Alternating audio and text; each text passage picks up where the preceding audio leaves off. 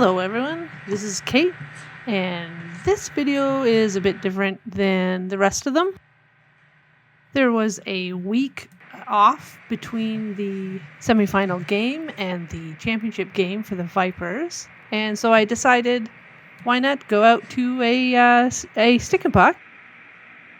But it turned out that I was the only one that showed up. And so what you have here is old Goalie who teaches herself, trying to figure out everything that she's doing wrong, and seeing if I can fix it in time for the championship game.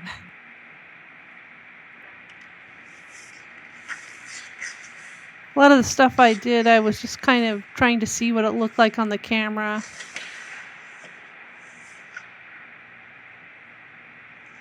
See how well it's covering angles. Trying to figure out the best way to cover the posts in the RVH.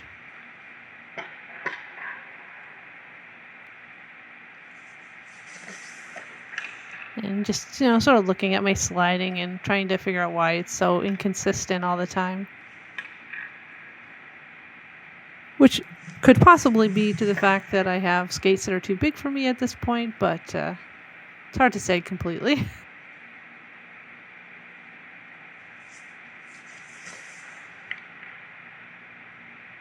I also think I'm not getting a good angle for digging in.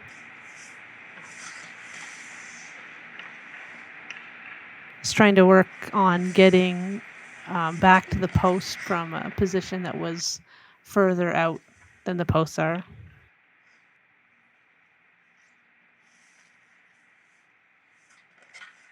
To different degrees of success.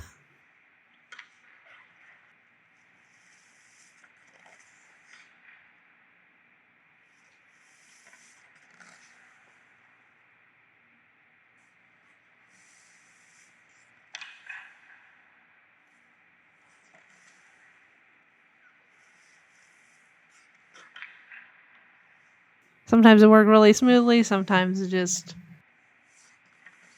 skates just went flying, or didn't get enough power into it.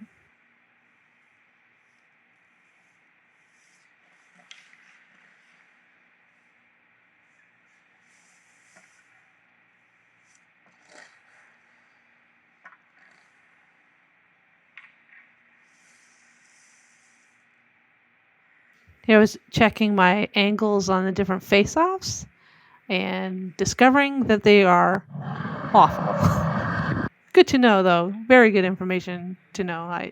After this skate, I changed completely where I was standing on face-offs.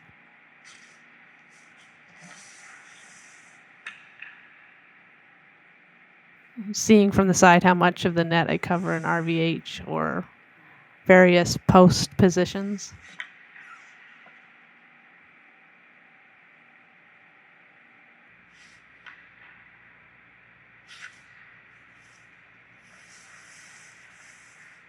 Definitely have trouble trying to decide where the best place to put my stick is in situations where my pad is already covering.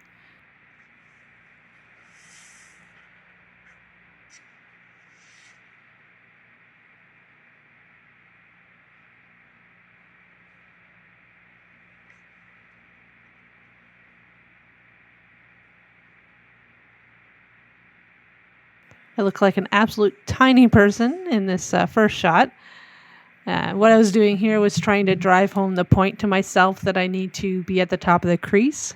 So I'm just standing at different depths and going down in the butterfly and looking at how much of the net I'm covering from each distance. I was testing from places like on the goal line, halfway up the crease, at the top of the crease, and then, at the top of that red line over the blue paint. And I think I came out a little farther than that even. It does get quite drastic the further out you get, and it really shows how important it is.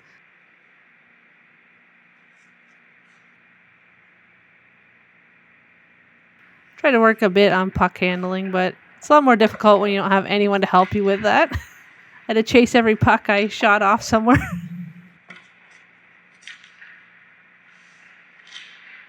And decided to try and work a little bit on movement I would not go as far as to call them T-pushes or good C-cuts or anything like that, because obviously I'm really terrible at this aspect of movement.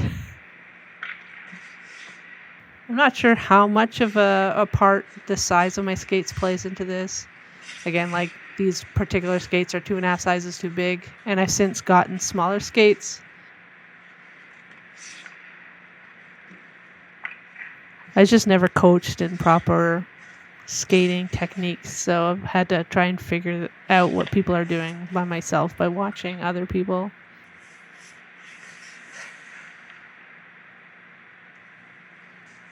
Working on some more butterfly slides.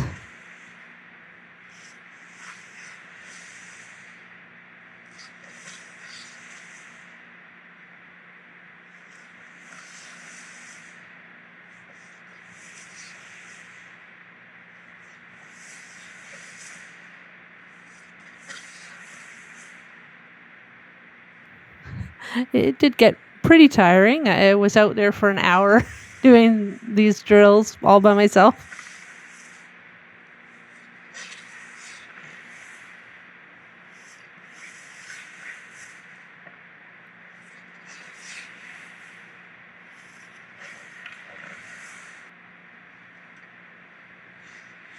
This is me trying to practice shuffling and, keeping my feet planted after each movement. That is definitely a workout for my legs.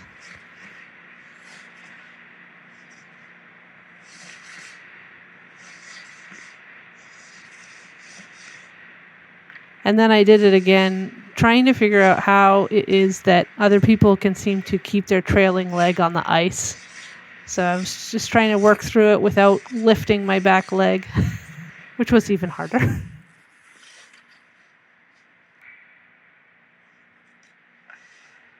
Again, just trying to look at angles and seeing what adjustments I need to make to better cover the net.